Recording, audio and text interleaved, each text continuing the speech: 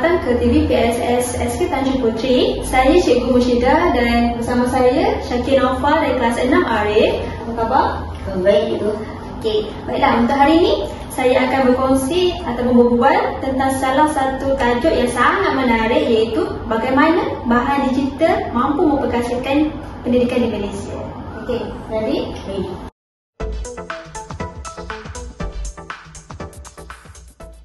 Okey, Syakir, boleh awak kongsikan apa yang awak faham tentang bahan digital dalam pendidikan di Malaysia?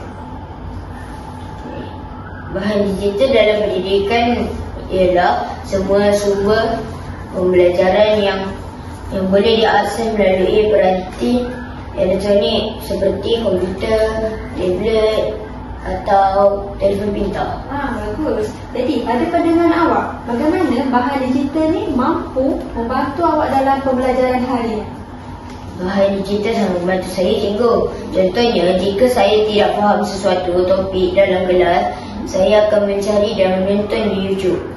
Okey, menarik. Selain memudahkan pembelajaran, adakah bahan digital ni memberi kesan lain kepada awak sendiri dan juga rakan-rakan di sekolah? Ya, Cikgu. Bahan digital membantu kami belajar secara mandiri dan lebih berdikari. Okey, bagus. Tapi, adakah awak pernah menghadapi cabaran semasa menggunakan bahan digital ni? Ada, Cikgu. Salah satu cabarannya ialah sambungan internet yang tidak stabil. Kadang-kadang ada juga terlalu banyak maklumat sampai saya sukar untuk memilih. Okey, betul-betul Syakir. Jadi, bagaimana awak mengatasi cabaran-cabaran tu? Saya cuba mengurus masa dengan baik dan menggunakan bahan digital dengan hikmah.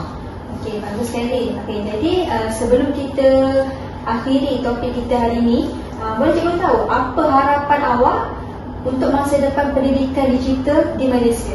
Saya berharap lebih ramai pelajar dapat menggunakan bahan digital dengan baik. Okey, itu harapan yang sangat baik. Terima kasih kerana sudi berkongsi dengan cikgu tentang pandangan awak. Okey, semoga bahan digital ni mampu membantu pelajar dan juga memperkasakan pendidikan digital di Malaysia. Terima kasih. Itu sahaja temu bual kita pada hari ini. Semoga temu bual ini dapat memberi manfaat kepada semua. Terima kasih dan jumpa lagi.